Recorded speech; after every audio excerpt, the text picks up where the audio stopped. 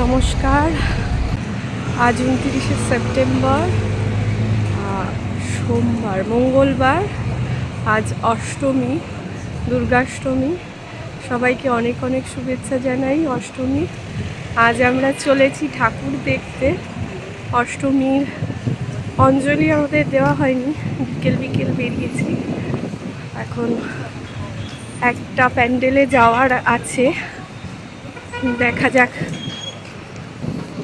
কি দেখি সেখানে গিয়ে মাতৃ প্রতিমার দর্শন পাওয়া যায় কিনা প্যারিসের বুকে। চলুন, আপনারাও দেখতে পাবেন আমাদের সাথে। আমরা এখন লা কর্নভ যাব। এখান থেকে ট্রাম আছে, কিন্তু এখন ট্রাম চলছে না, কিছুটা পথ বন্ধ আছে। সেখানে রিপ্লেসমেন্ট বাস দিয়েছেন এনারা, তো রিপ্লেসমেন্ট বাসে করে যেইখানের থেকে ট্রাম চলছে আবার সেই অবধি যাব। বাসে উঠে পড়েছি, এখন দেখা যাক কতক্ষণে গিয়ে আমরা পৌঁছাই। বাসে ওঠার পরে একটু কিন্তু লাগছিল, কারণ এই রাস্তাটা খুব একটা চেনা না আমাদের। কোথায় নিয়ে গিয়ে বাসটা দাঁড় করাবে, সেখান থেকে আবার ট্রাম ধরতে হবে, ঠিক চিনতে পারবো কি না। যাই হোক, উঠে যখন পড়েছি তখন যেতেই হবে। এই রাস্তাঘাটগুলো এত সুন্দর করে সাজানো। মেট্রোতে গেলে রাস্তা তো দেখা যায় না খুব একটা, সবটাই সাবওয়ে দিয়ে যায়। তো খুব ভালো লাগছিল এই অল্প বিকেলের আলোতে এই রাস্তা দিয়ে যেতে। বাস আমাদের এই নদী ব্রিজের আগ অবধি নামিয়ে দিল। এবার এই ব্রিজটা ক্রস করে ওপারে গিয়ে আমাদেরকে ট্রাম ধরতে হবে। বেশ খানিকটা হাঁটা আছে। এই ব্রিজগুলোতেই মনে হয় কাজ হচ্ছে, ওই জন্য ট্রাম চলাচল বন্ধ আছে। এটা সেন নদী।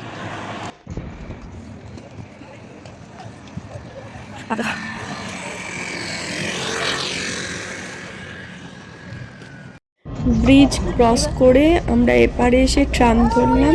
এবার নামবো লা কর্নভে গিয়ে। নেমেও পড়েছি লা কর্নভ। এবার বেশ খানিকটা হেঁটে যেতে হবে, প্রায় 500 মিটার মতো হেঁটে গেলে একটা পুজো পড়বে, যে পুজোটায় আজকে আমরা প্রথম যাব। চলুন সামনের দিকে এগিয়ে যাই হাঁটতে হাঁটতে।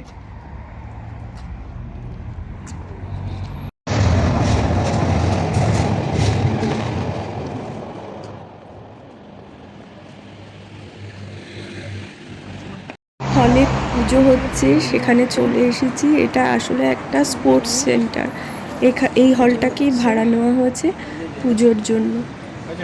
বাংলাদেশ সার্বজনীন পুজো পরিষদ।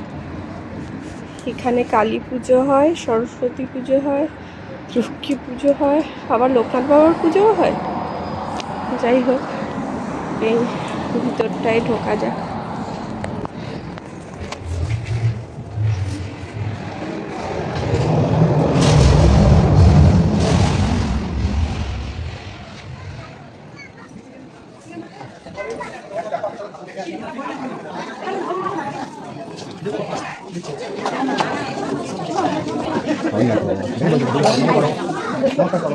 এই পুজো কমিটির নাম বাংলাদেশ সার্বজনীন পুজো পরিষদ। এনাদের আতিথেয়তা খুব ভালো ছিল। আর এই হলো এখানকার মা দুর্গার রূপ। খুব সুন্দর করে সাজানো মা দুর্গা, সাজসজ্জা একদম পরিপাটি, খুব সুন্দর। আর দুর্গা ঠাকুরটাও বেশ বড়। অন্যান্য জায়গায় ছোট ঠাকুর তুলনায় এটা অনেকটা বড়।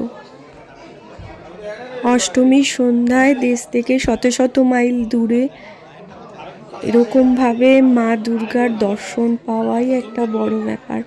আর এখানকার পরিবেশ অত্যন্ত ভালো ছিল।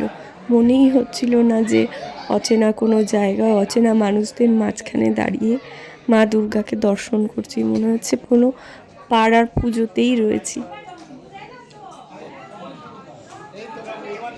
বিদেশে তো প্রত্যেক বছর ঠাকুর পরিবর্তন করা সম্ভব হয় না, মানে এই ঠাকুরগুলোর বিসর্জন হয় না। এই ঠাকুরকেই আবার সুন্দর করে ঝেড়ে পুছে বাক্সবন্দি করে রেখে দেওয়া হয়, আবার পরের বছর এই ঠাকুরেই পুজো হয়। কত সুন্দরভাবে এনারা রেখেছেন দেখুন। এই লা কর্নভ এলাকাটায় বেশ 5-6টা পুজো হয় পরপর। যদিও এবার আমরা খুব একটা বেশি পুজোতে যেতে পারিনি, কিন্তু এই সমস্ত পুজোগুলোই বাংলাদেশের মানুষদের দ্বারা পরিচালিত। যদিও পুজোর কোনো দেশ ব্যক্তি এসব হয় না, মায়ের কোনো বিভাজন হয় না। আমরা এই পুজোগুলোতে এসে খুব আনন্দ করি। যেহেতু অনেকটা রাস্তা ট্রাম বাসে করে যেতে হবে, সেই জন্য আমি আর শাড়ি পরিনি, চুড়িদার পরেই গেছি পুজোতে। আর এই হলো আমাদের 3 কন্যা, আমাদের 3 মেয়ের অষ্টমীর সাজ। অষ্টমীর সন্ধ্যায় তানি আবার এখানে গানও করবে, স্পেশালি সেই জন্যই এই পুজোটাতে আমাদের আসা। আর এই আমার রেউ বাবা, অনেক কষ্ট করে চেপে ধরে রেখেছি একটা ছবি তোলার জন্য।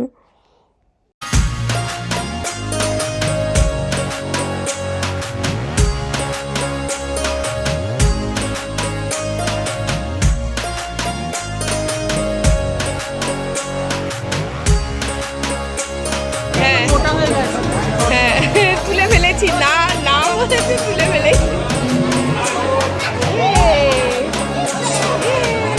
কি আনন্দ!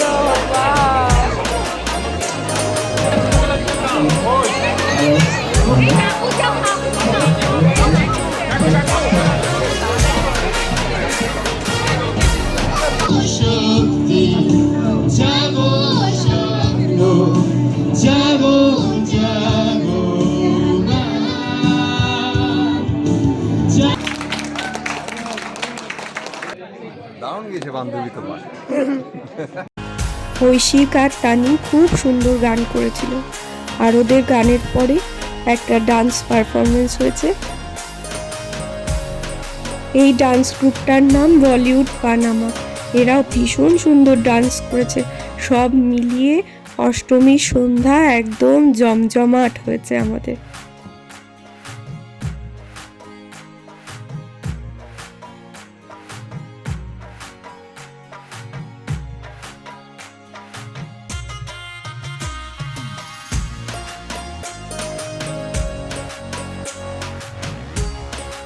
এরপরে ঐশিক আরও 2-3টে গান করেছে। ও গানের গলা খুব সুন্দর, খুব ভালো পারফরমেন্স করেছে। রাতে এখানে প্রসাদের ব্যবস্থাও ছিল, পোলাও, ছোলার ডাল আর সয়াবিনের তরকারি। না, এখানে আমাদের টিকিট কেটে খেতে হয়নি, যেই চাইছেন ওনারা তাদেরকেই দিচ্ছেন, বিনামূল্যে প্রসাদ।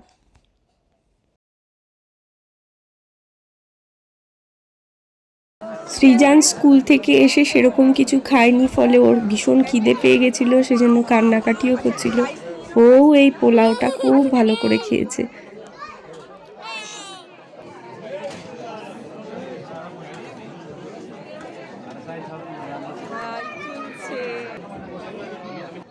আমরা এখান থেকে এখন বেরিয়ে যাচ্ছি, আরেকটা পুজো দেখতে যাব আমরা, সেটারই প্ল্যান চলছে, ঠিক কোনটাতে যাব।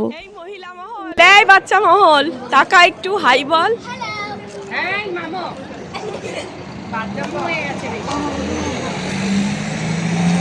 নতুন জুতো পরে সিল্কি দিয়ে পায়ে ফোসকা পড়েছে, আমাদের ঘোড়া দিদি বেচারি একদম হাঁটতে পারছে না।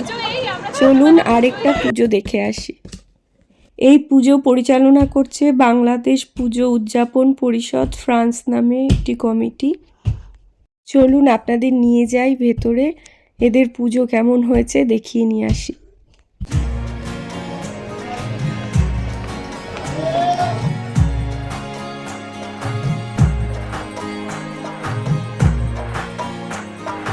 আমরা এখানে যখন এসেছি তখন এখানে পুরো দমে গানের প্রোগ্রাম চলছে, ভীষণ সুন্দর গান হচ্ছিল। এখানকার প্রতিমাও ভীষণ সুন্দর। এখানকার প্রতিমা আকারে একটু ছোট, কিন্তু খুব সুন্দর। সোনালি রঙের কাজ করা সমস্ত গয়না, সাজসজ্জা সব মিলিয়ে অসাধারণ সুন্দর একটি প্রতিমা। এখানকার এই হলটাও বেশ বড়, খোলামেলা। প্রতিমার পাশেই সুন্দর করে একটা ছোট্ট স্টেজ বানানো হয়েছে, যেখানে গানের অনুষ্ঠান চলছিল। আর সব মিলিয়ে পরিবেশটা খুব ভালো, অসাধারণ একটা পরিবেশ ছিল পুজোর সবাই আড্ডা মারছে বসে, একদিকে অনুষ্ঠান চলছে, খাওয়া দাওয়া চলছে অন্যদিকে, সব মিলিয়ে খুব ভালো লেগেছে।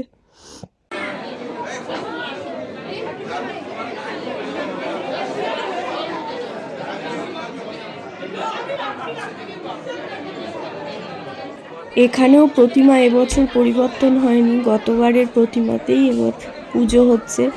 সব প্যান্ডেলেই প্রায় তাই, প্রতিমা একবার আনা হয়, সেটা যতদিন তার কালার সমস্ত কিছু ইনট্যাক্ট থাকে সেই প্রতিমাতেই বারবার পুজো করা হয়।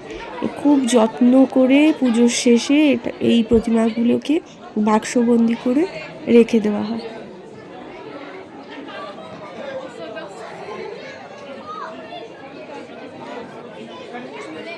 কাঠি লজেন্স একের পর এক কাঠি লজেন্স চলছে, মানে খুব এখন আমার ছেলে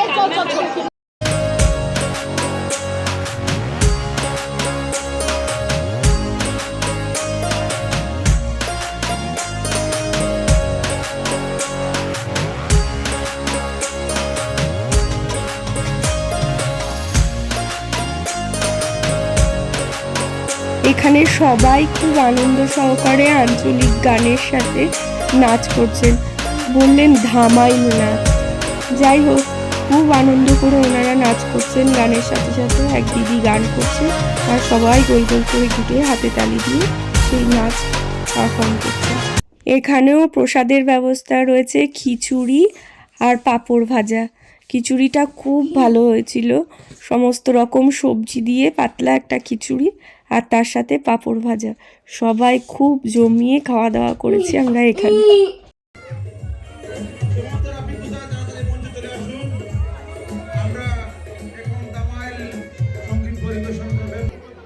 সৃজান এখানেও খুব আনন্দ করেছে, হলটা অনেক বড় ছিল, ফাঁকা ছিল, আর একের পর এক কাঠি লজেন্স মুখে গুজে শুধু দৌড়ে গেছে। এখানে টেবিলের উপরে রাখা ছিল কাঠি লজেন্স, একের পর এক নিয়ে গেছে, খেয়ে গেছে আর দৌড়োদৌড়ি করে গেছে। অন্যান্য বাচ্চাদের সাথেও এখানে বেশ মিশেছেও।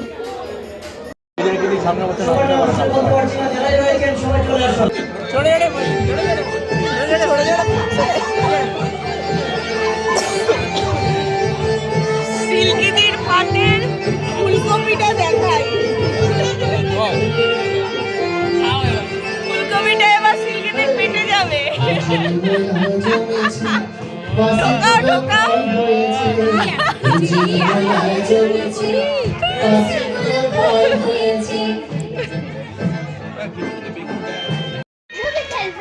অষ্টমীর প্রোগ্রাম শেষ হয়ে গেছে, এবার আমরা বাড়ি যাচ্ছি সবাই। এই যে রাত অনেক হয়েছে, কটা বাজে রে এখন? রাত 11:30 12টা প্রায় বাজে। খুব মজা করেছি আজকে, খুব খেয়েওছি, অনেক কিছু খেয়েওছি। ঠিক আছে, চলো টাটা বন্ধুরা। বন্ধুরা শেষ করলো, টাটা করে দাও। হ্যাঁ, প্রগতি সংগত না, আগেরটা আমরা সন্তোষ মিত্র স্কয়ারে গেছিলাম, এবার শ্রীভূমি থেকে বেরোলাম। না, সুশীতে ওই চাইনিজে করে, ওইটা তো বুঝিনি। আমাদের অষ্টমী শনিবার আজকের মতো খুবই, হ্যাঁ হ্যাঁ